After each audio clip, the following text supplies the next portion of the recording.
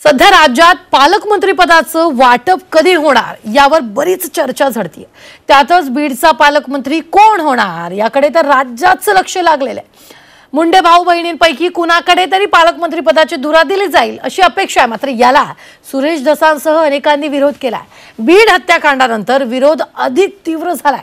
मुंडेंबाबत नकार घंटा का, पाहूया त्यावरचा स्पेशल रिपोर्ट।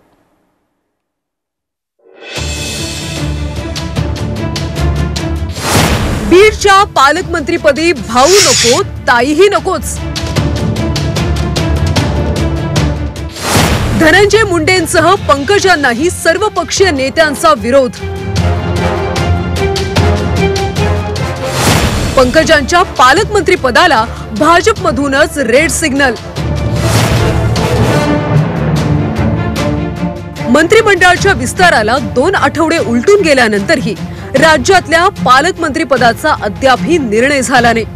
त्यातच बीड मधल्या संतोष देशमुख हत्याकांडानंतर बीडचं पालकत्व कुणाला मिळणार याची उत्सुकता आहे। गेले अनेक दशकं बीड मध्ये राज्य गाजवणाऱ्या मुंडे घराण्यातल्या कुणाकडेच हे पद जाऊ नये अशी सुरेश धस यांच्यासह विरोधी नेत्यांची मागणी आहे। धनंजय मुंडे आणि पंकजा मुंडे या दोघांनाही मंत्रिपद देण्यात आले।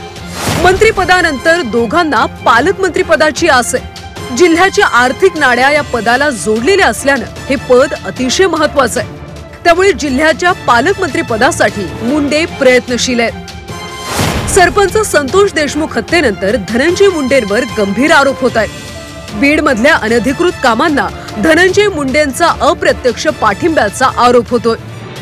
मुंडेंच्या काळात बीड जिल्ह्यात वाळू राखेचा धंदा फोफावला हाही आरोप होतोय।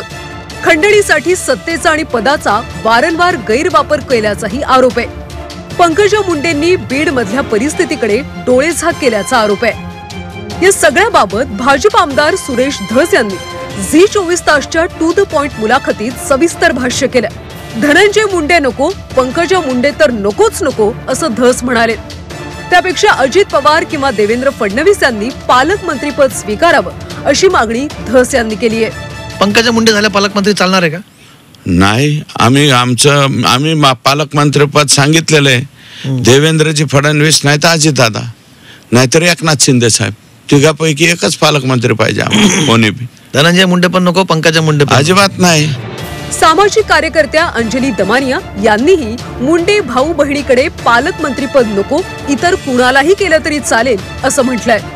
कोणीही स्वीकारलं तरी चालेल, पण दोघही भाऊ बहीण म्हणजे धनंजय आणि पंकजा मुंडे यांच्याकडे कुठच्याही परिस्थितीत गेलं नाही पाहिजे। खरं तर त्यांच्या पक्षाकडे गेलं नाही पाहिजे।